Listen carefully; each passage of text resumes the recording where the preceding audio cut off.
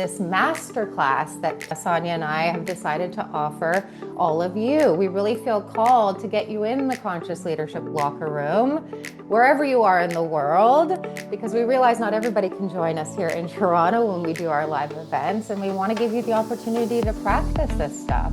We think that, just experiencing the experiential opportunity of some of these coherent practices that we're going to talk about, are really going to change the way you want to play this game, and especially play through the disruption. Welcome to the Conscious Leadership Revolution podcast, where conscious leaders unite to unlock their highest potential so we can change the way the game is being played. Welcome to the Conscious Leadership Revolution podcast. Oh, it feels so good to start off this show with our new name and our mission to change the way this game's being played via conscious leadership, which is everything we're here to talk about today. Right, Tracy? Yeah. Got Tracy riding shotgun next to me again today. And she's actually going to turn the mic on me and my other co-pilot, Sanja Ralevic, back in studio for the hat trick, ladies and gentlemen. Although this is the first time on our new iteration of the podcast. Sanja, welcome back, girl. Thank you. Thank you for having me back on. I'm so excited to be with you both.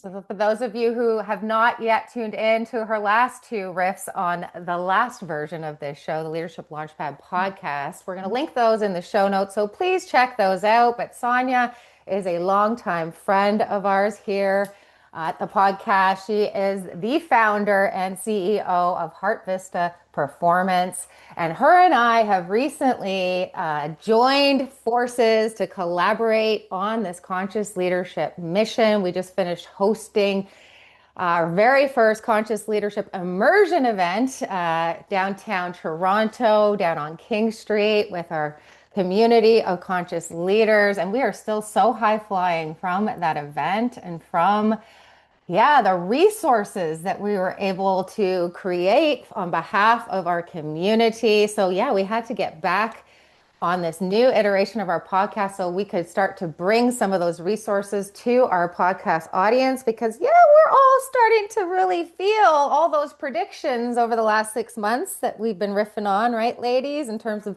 the intensity that was coming down the pipeline. And boy, oh boy, are we ever in it, especially ever since this fire horse hit the ignition switch on Tuesday. As predicted, it has been nothing but a acceleration ever since, just even in the last couple of days, ladies?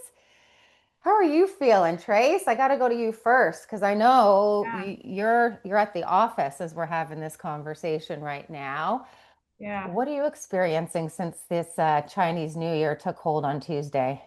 Yeah. I mean, it's well, we knew it was going to be fast and furious, right? That's the mantra for the fire horse. But they're it's really calling you into stepping into your truth and your authenticity. And I could feel that. Like, I've talked about that, about some of the stuff that's going through our worlds right now. Mm-hmm. But yeah, really feeling called to like being true to myself, which is like Mm-hmm. I'm doing that 200% right now. And also just like the visibility of like, stop hiding those ideas that we've been having brewing in the background.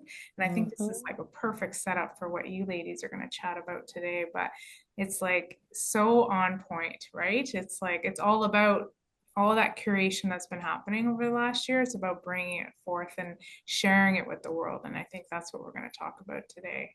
So I'm excited about that.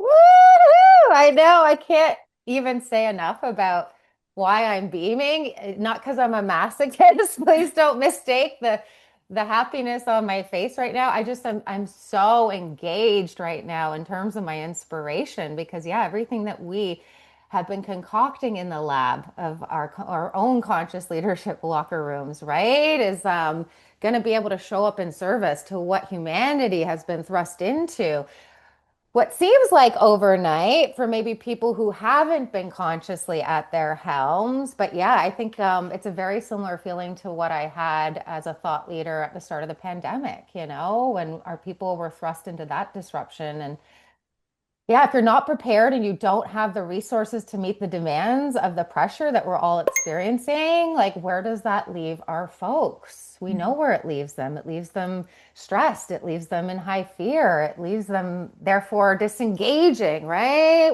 In a time and a space and a place where they need to be engaging the most so that they can play through the disruption.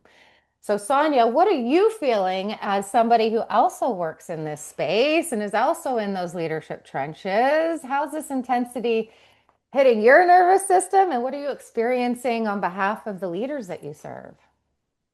Well, I think personally, this is, this call to step up and really put into action all the stuff I teach, right? All of the biofeedback work, all of the understanding how the brain, the body, and consciousness work together, to be able to rise up for myself, for my family, for my clients, for my business.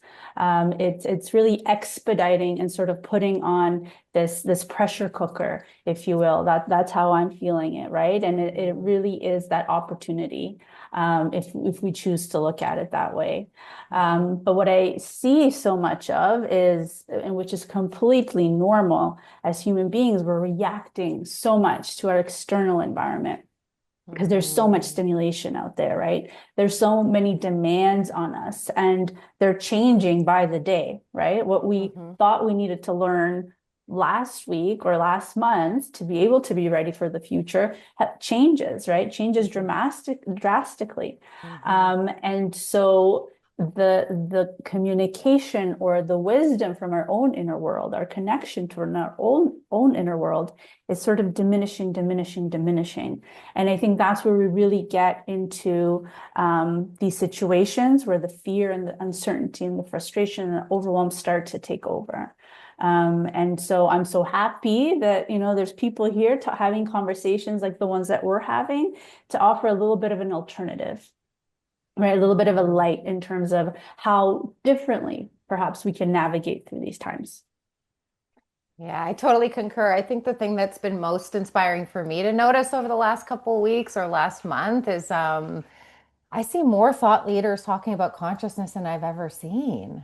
Are you girls noticing that in your feeds and in terms of maybe some of the thought leaders that you're following? Like some of the ones that I'm following that have never spoken about some of these topics, like coherence before and self-leadership before. I read an article this morning where it was talking about, all the shadows and darkness that are coming into the light that I think we're all seeing is flooding all of our feeds right now. I think that that can hijack our amygdalas. And so I'm seeing like a lot of the leadership experts that I follow all of a sudden are now starting to talk about the importance of self-regulation, right? And making sure that we have the ability to maintain a coherent state, right? So that we can be responsive, so that we can be co-creative, which we know the amygdala prevents and prohibits. And so that's why we've been saying, this is, I believe, what the table stakes of leadership and development and training have become, right?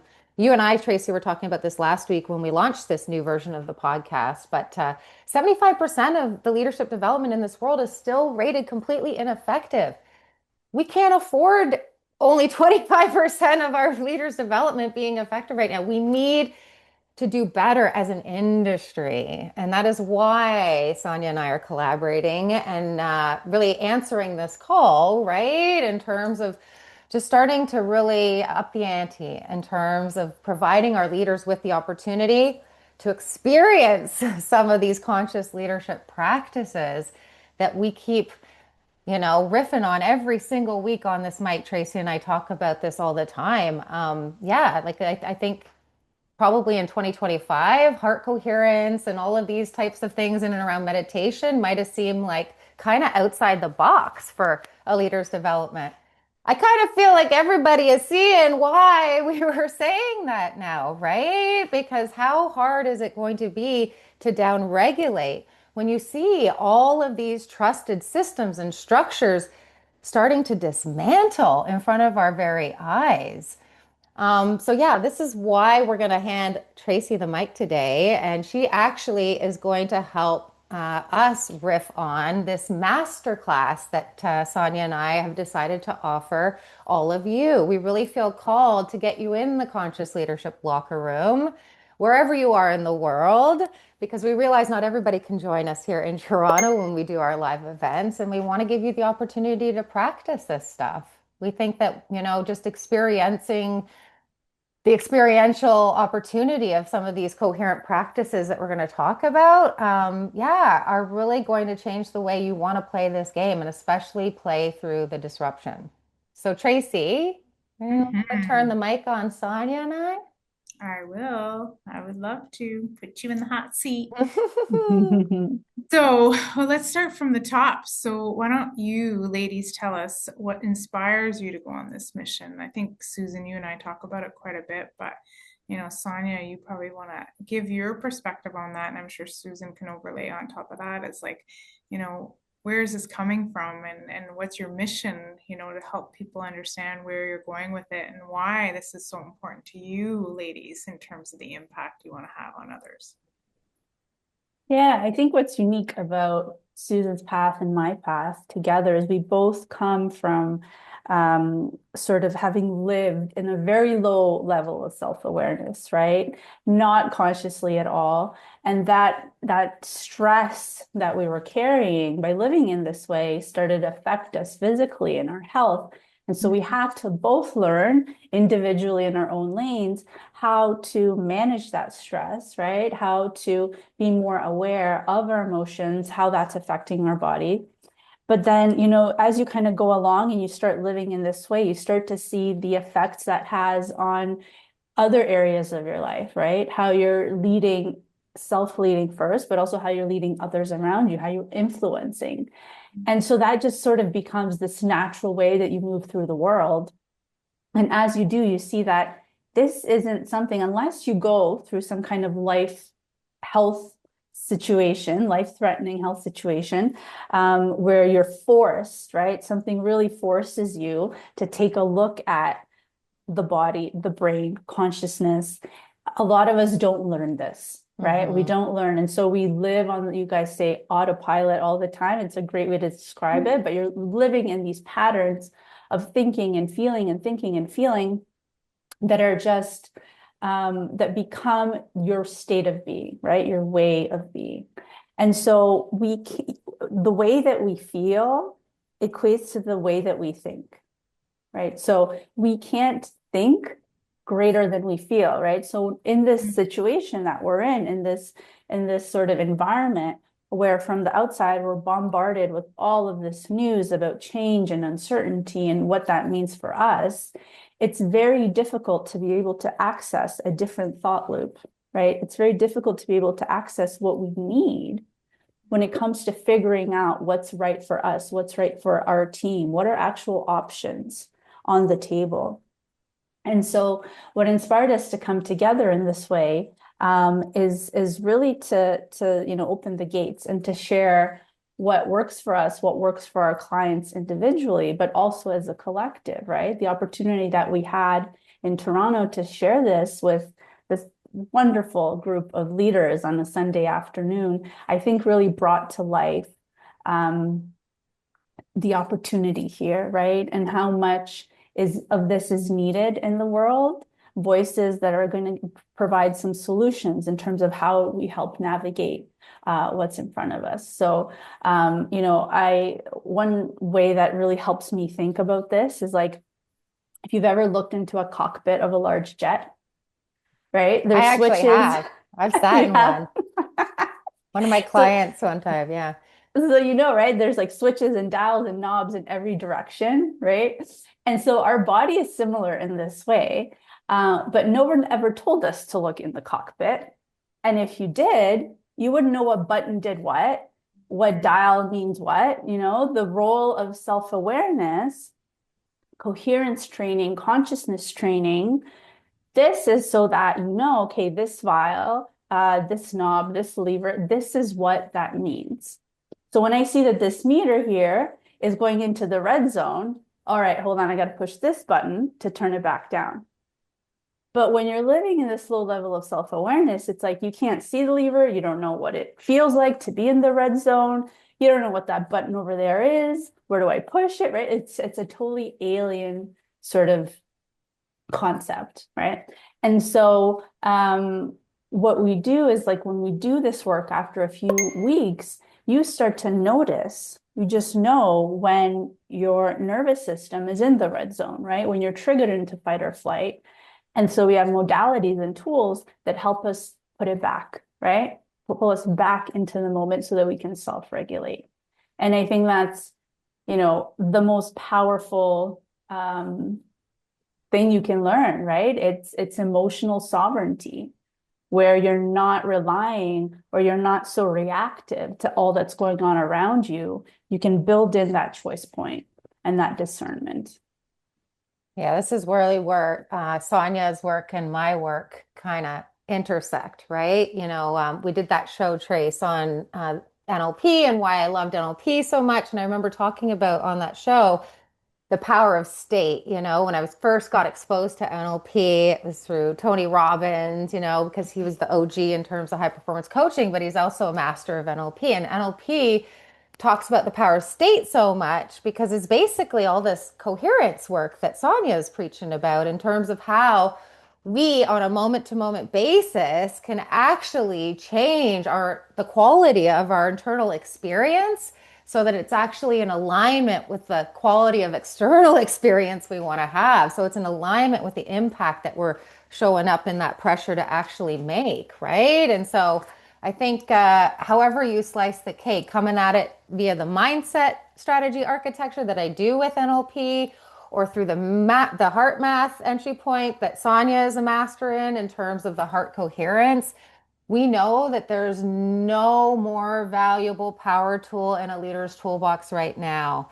than to be able to actually change their stress response so they can go from reactive to responsive, from powerless to powerful, from no choice to all this choice and possibility in a moment's notice. And that's the type of conscious leadership practice that we want to bring to our people, and not just in the one-on-one trenches that she and I serve in with our clients. What we tapped into in this immersive event that we did in Toronto with our community was the collective wisdom, right? Of bringing all these leaders together in one place and space where they can all resonate about their stress and can all resonate about the value of learning how to regulate it in these conscious ways, right, Sanja?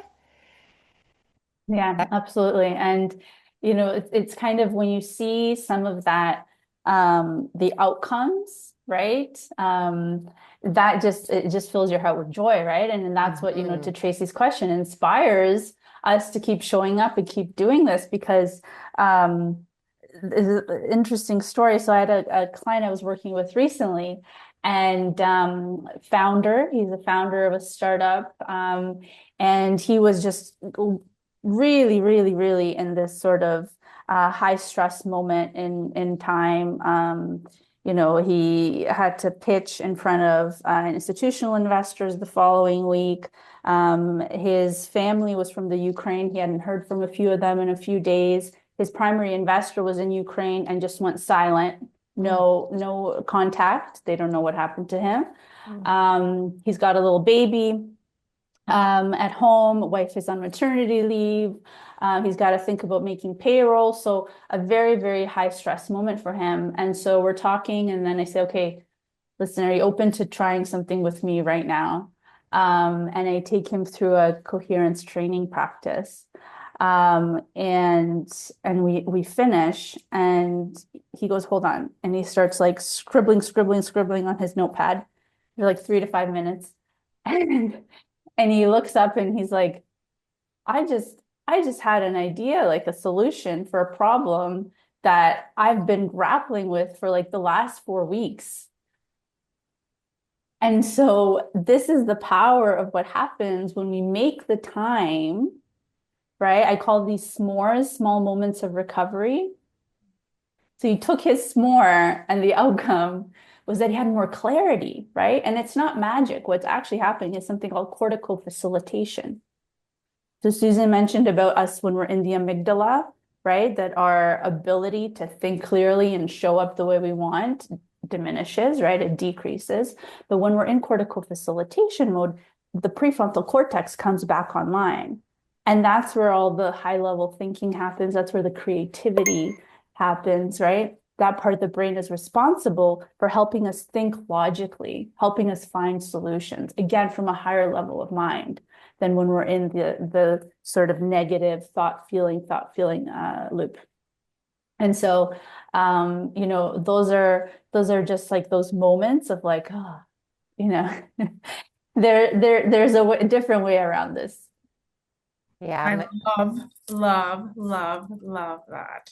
So now that you probably got a lot of people excited now that you went through that story, Sanja, because it's kind of powerful changes that you can bring to people, right? And Susan has her own methodology and you have yours. And I think what you're saying in this masterclass, which I want to get to so our people know what to expect, bringing those two together, why don't you guys share with us, like, what does that look like for a participant and what can they expect in terms of like their learnings or the outcomes of a masterclass? Why don't you share a little bit of that with us? Yeah, so we decided to host this master class on March 11th. It's all about, really the entry point into becoming a conscious leader. And so I know this is obviously at the crux of my work and methodology, but it's really just going through some of that baseline mindset, strategy, architecture work in terms of showing leaders what it actually means to step to the helm, what self leadership actually requires in terms of, yeah, architecting the mindset of beliefs in regards to how we actually start to take our power back from our environment, right? It's all about, I'll never forget the first time I got introduced to just even the concept of self leadership. It was my freshman year at Princeton when I was playing Division One NCAA hockey, and I remember thousands and thousands of hours of training up until this point. And, I'd always just gone down to the rink, got geared up, and charged out on that ice. And I never even thought twice about it because I was in my autopilot. And I remember that one of the first rules of engagement that was actually set for us in that high pressure, high stakes locker room was that we had an expectation that we would, you know, go to our stall and actually go inside before charging outside in our performance onto the ice. And what that really meant was like, our coach was creating an expectation that we would actually step to the helm first in our self leadership. And what that means is actually going inside to actually, see who's at the helm, see if it was me consciously, intentionally leading myself out on that ice as it pertained to what I was there to do that day, the purpose behind my training versus, me being in a rush and being in high stress and then just charging out there, right, in a really low quality state that it would take me 10, 15, 20 minutes to skate through. And I just remember just that being such like a visceral, like noticeable impact, just even in that one reorientation in terms of learning to focus on what I could actually control, right? Rather than going out on the ice and trying to control all the uncontrollables. I was actually stepping to the helm so that I could, downregulate my stress, get myself in a really resourceful state, and then ultimately and optimally prime my mindset so that I actually could execute at the highest level of possibility and my potential. And all because I took 5 minutes in my stall to actually realize that I was supposed to be leading myself. I think this is the thing that leaders in 2026 still don't know is that they're supposed to be orienting inward, right? Before they're actually doing all this in terms of managing what we're talking about externally.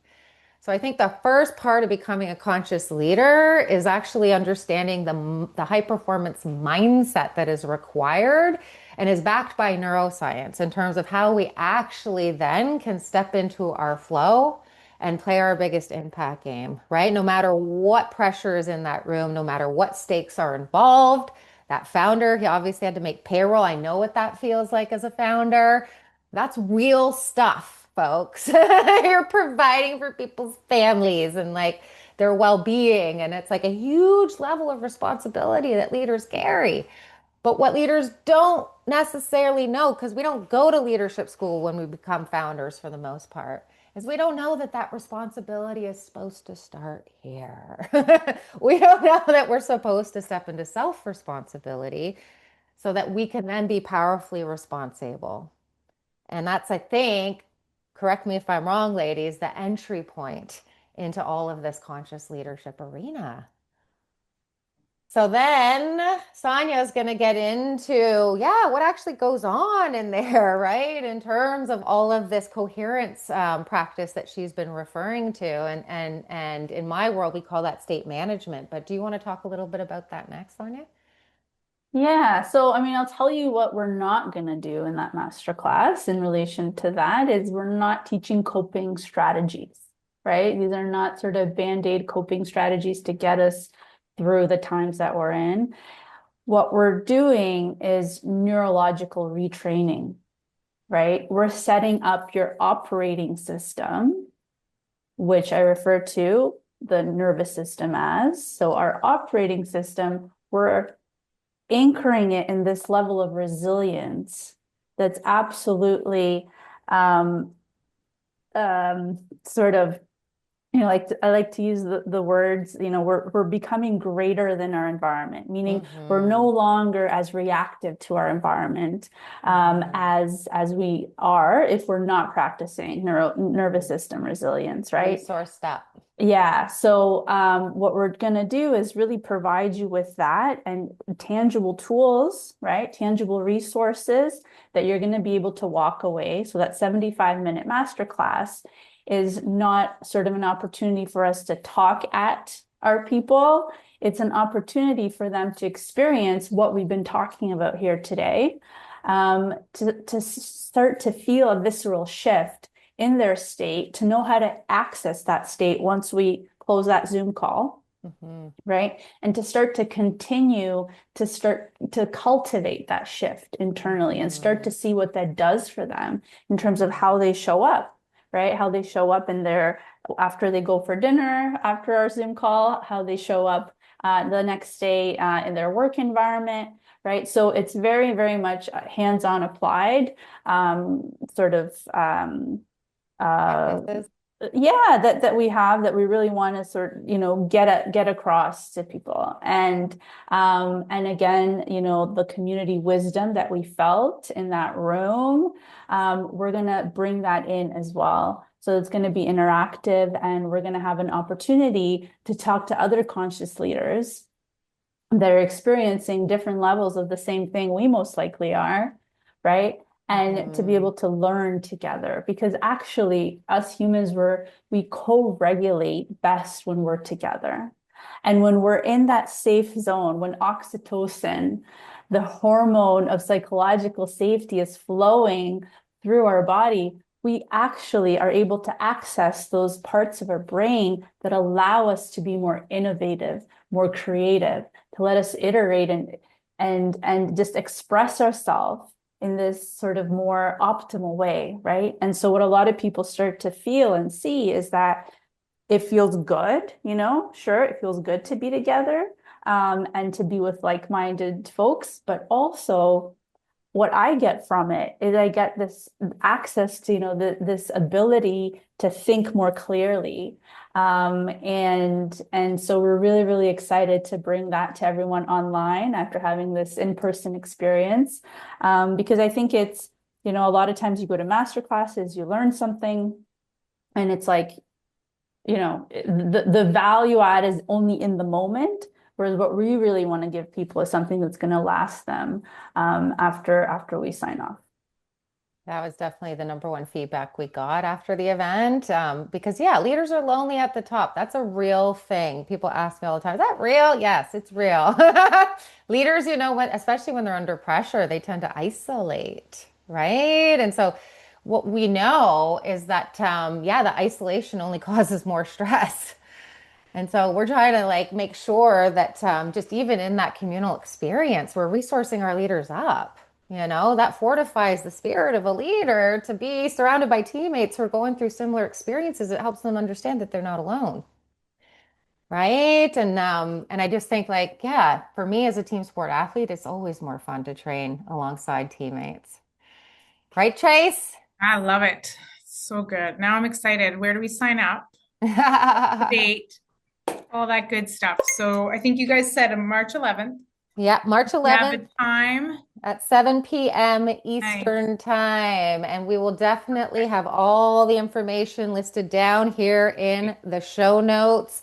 Yeah, make sure that you grab your spot as soon as you hear this call. If you're feeling that in your intuition right now, oh my gosh, I was thinking about how stressed I was today in my board meeting. And now I'm hearing Sanja and Tracy and Susan talking about this opportunity to go do some consciousness training, right? In a team environment alongside like-minded folks who are up against the same pressures, then yeah, please find all the information below in the show notes. If you have any other questions in regards to the masterclass itself, we've got all kinds of different information on the sideline. So just email me, susan@elitehighperformance.com, and I will make sure to hook you up with that information. Sanja, let's go to you for the final call for all of our leaders out there that are listening right now. And yeah, what would you leave them with as a final point of inspiration to want to get into practice with us in our masterclass? Well, I would say what a mentor said to me a long time ago is, allow yourself to be open to possibility. What could my life feel like if I learn something that can help me to be more clear in my thinking, to be more composed, to give me the opportunity to learn how I can change and influence and impact how I show up and what that ripple effect is, I think what we're putting out there is powerful, number one, but number two, it's measurable. So that's a little teaser for all of the nerds out there like me and like you Yeah. that want to know that what they're doing is actually worth their time. We measure this stuff and we check baseline before and after, and we see huge changes in people's physiology. So, I invite you to just be curious, be open. You're in good hands.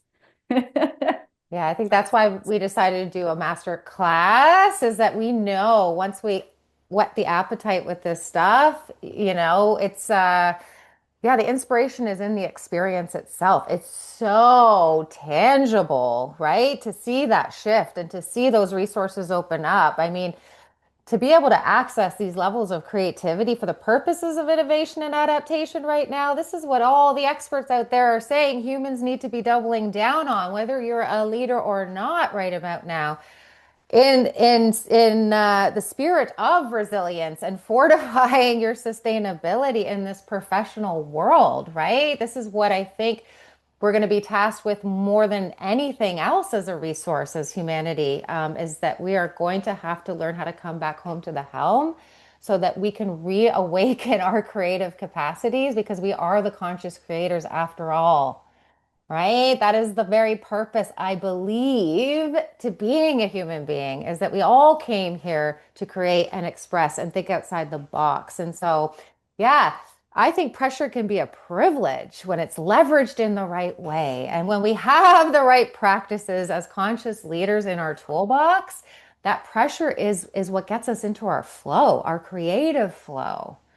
And so let us be the leaders in this space who get to inspire you with those resources that teach you how to do that on your own in ways that are always in your control and therefore always accessible to you, no matter what's coming down this pipeline your way.